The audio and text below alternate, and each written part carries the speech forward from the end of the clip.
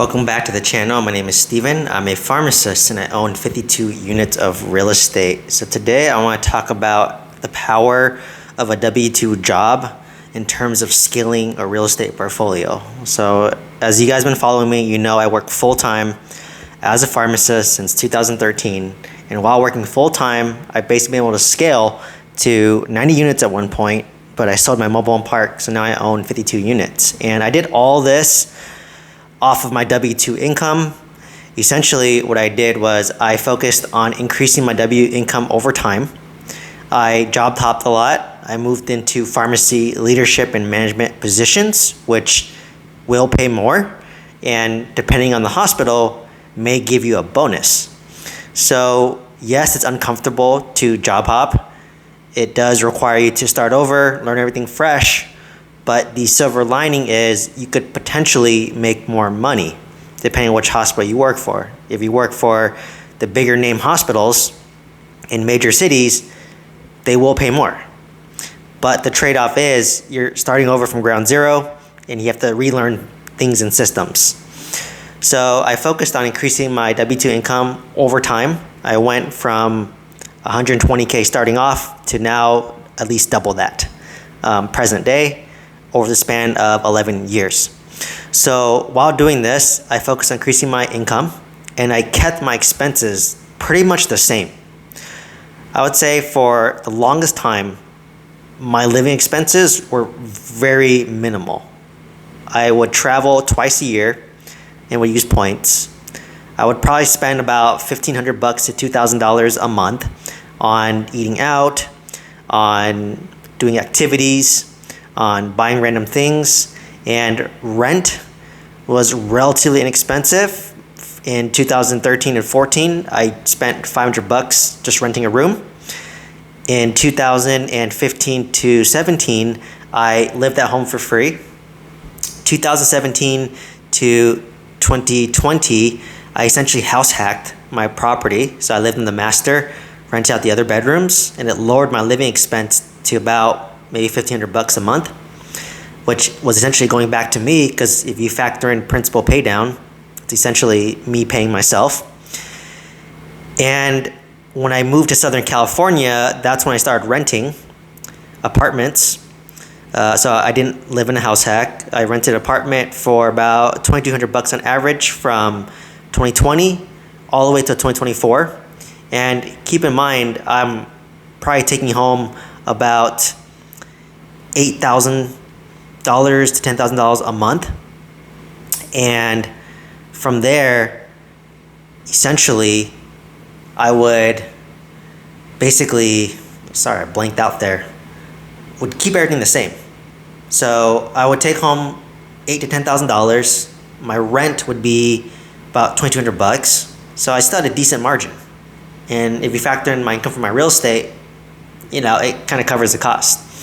So I basically was living off of, you can call it maybe top end, $4,000 a month. And bottom end would be maybe $3,000 a month. And I'm taking home, let's just say $10,000 a month. So I would have about a $6,000 to $7,000 a month savings rate. And I would use that to essentially pay off my student debt, $250K student debt in 4 years, save for my 10% down payments on my properties. And banks love it when you have a W-2 because it's safe, predictable income versus 1099 where you're a contractor, you work for yourself, not as safe, not as reliable, or not as consistent to the bank's eye. So from there, what I essentially did was save up money, 10% down, put 10% down a house. And I did that 3 times, essentially. About every year and a half, I would buy another house hack, 10% down. And during COVID, interest rates plummeted. Housing prices skyrocketed because people are overbidding because they can afford more house. And I was able to I built up a lot of equity, did a cash out refinance to pull out a lot of equity from my single family homes, which are now cash flow negative because I stripped out equity. I'll discuss more about that later. You know, it's pros and cons to that. But was able to take that equity, lower my interest rate, because I was averaging about 4%, and now they're averaging about 3%. and pulled out a bunch of equity. And at that point, I used that money to buy my apartment complexes, my 20 unit, my 26 unit, and my mobile home park, which I sold, which I'm still carrying a note on. So, that's how I scaled massively. So I was only able to do that cash out refinance for negative cash flow because I had a W-2 income, a good W-2 income. When I'm buying commercial real estate, they don't look at your W-2 as much. They look at more of the property, but it helps if you have a good W-2. If your real estate portfolio is kind of borderline because you're renovating a lot of properties like me, and you have a good W-2 income, it might be enough to push you forward or push you over the hump. So that's what's really nice about a W-2. It kind of covers those gaps. So it makes it a little easier to know that, hey, this guy's making $200K a month. He has cash flow in his real estate. So it's how you scale, right? So how I scaled massively was when I put out equity from my single family homes to buy a bunch of apartment complexes, which cash flow a lot, and the cash flow from the apartments more than enough cover the negative cash flow from the single family homes. But there's pros and cons to that, right? Because now I have some real estate where they're dependent on other apartments and they're dependent on me working.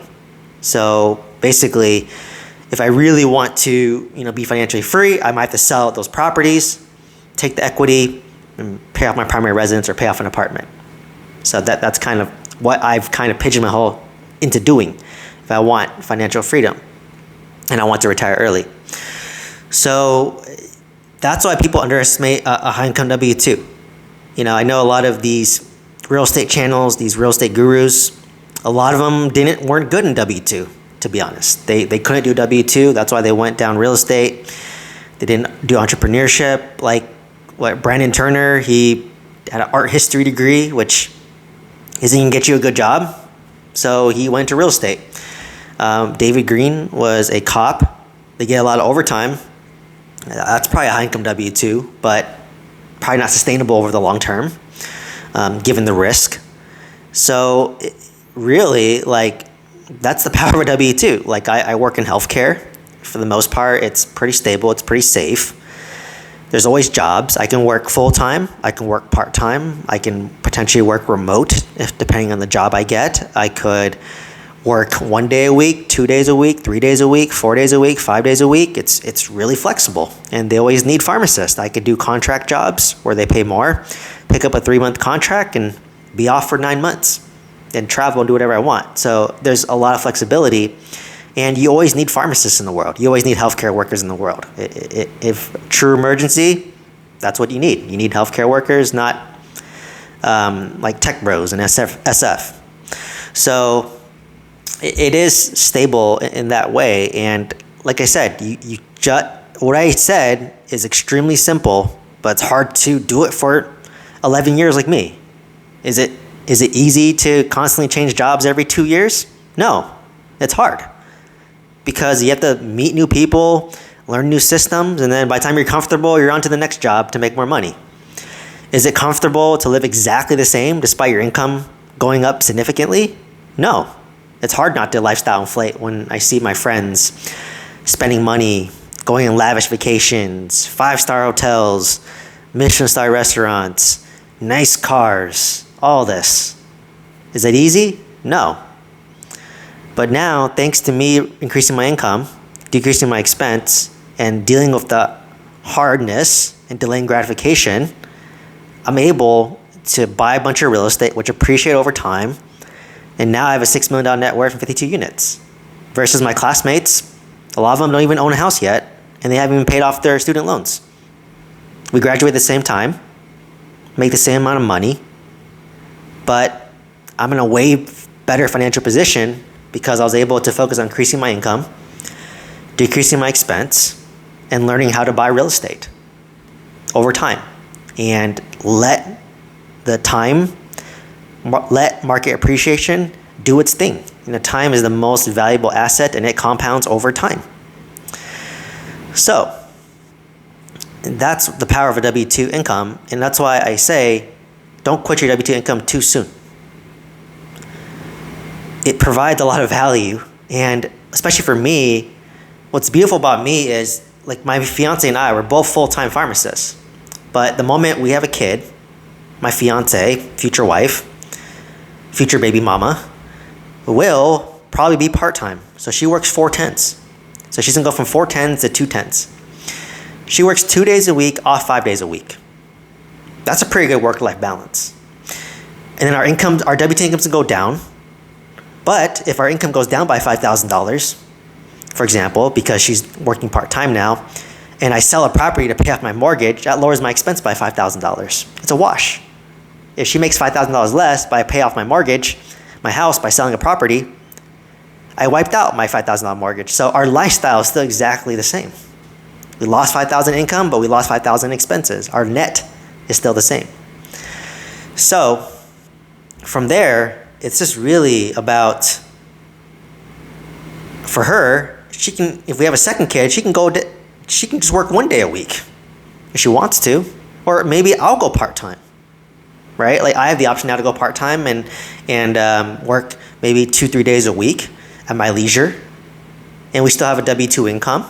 And then if the real estate grows further or my business takes off, and then maybe I'll scale down to 1 day a week or just leave pharmacy altogether.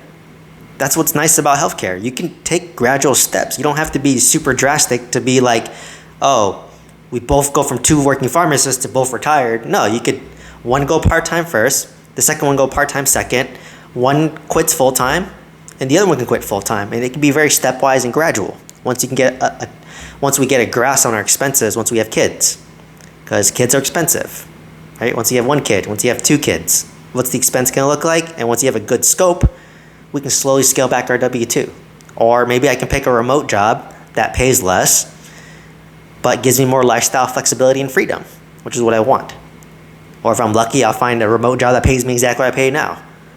By all means, then I'll work even longer. So anyways, just wanted to share the power of a W-2 job, especially a high-income W-2, because a lot of us, we buy real estate not because we hate our W-2, it's just to give you options down the road. And that's why I buy real estate, because I just want options for me and my family. Like, I want the option to work part-time. I want the option to not work at all. I want the option to do what I want, whenever I want, with whoever I want. When you work a W-2, you know, you have to have a boss that you may or may not like. You might have to be around employees you may or may not like. You might have to deal with all this politics of the office. But when you're financially free, you don't have to do any of that. And I'll tell you from personal experience, when you hit financial freedom like me, your mindset changes towards your W-2. Like, I'm working because I choose to work. And if I one day don't want to work, I have that option. If I have a new boss that I don't like, I don't have to work anymore. Right? I just can sell some properties and, maybe 3-6 months and I'm done. I'm out. So that's the power. That's really what it is. So there's nothing wrong with working your W-2. You don't have to be full-time in real estate. Now, if you work at like Starbucks, minimum wage, then by all means. Like, I probably would have left my W-2 a long time ago if that was my W-2.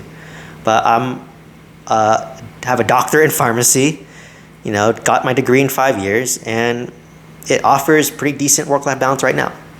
Anyways, hopefully you found value from this video. Hopefully this shows you the value of your W-2 job. And if you're looking to buy multifamily real estate, some guidance, check out the mentorship program. Otherwise, please like, comment, subscribe. Hope to see you in the next one. And thank you so much.